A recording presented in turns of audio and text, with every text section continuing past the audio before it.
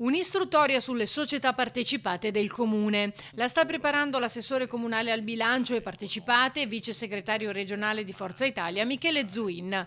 Quelle società che a partire da CTV, il cui direttore generale Seno è indagato, sono finite sotto la lente di ingrandimento della procura nell'inchiesta che ha provocato il terremoto a Cafarsetti. IVE, Casinò, Fondazione Musei. Intanto quasi tutti gli indagati hanno scelto la strada del silenzio nei primi interrogatori.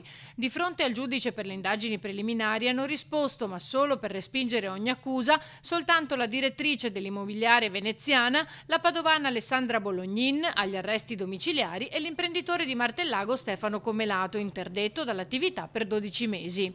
C'è poi la questione prettamente politica.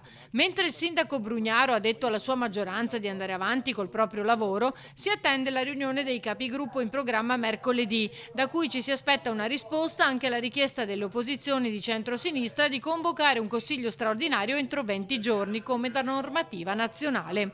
Quindi primi di agosto e non il 9 settembre, come annunciato invece dallo stesso sindaco dopo aver disertato il consiglio comunale. Ora anche Forza Italia chiede un passaggio del primo cittadino in consiglio, mentre ieri sera si è riunito il coordinamento comunale di Fratelli d'Italia, allargato anche ai consiglieri comunali, il cui esito non è ancora noto, probabilmente in attesa del confronto col resto della maggioranza. Lega, Forza Italia, Fucsia di Brugnaro.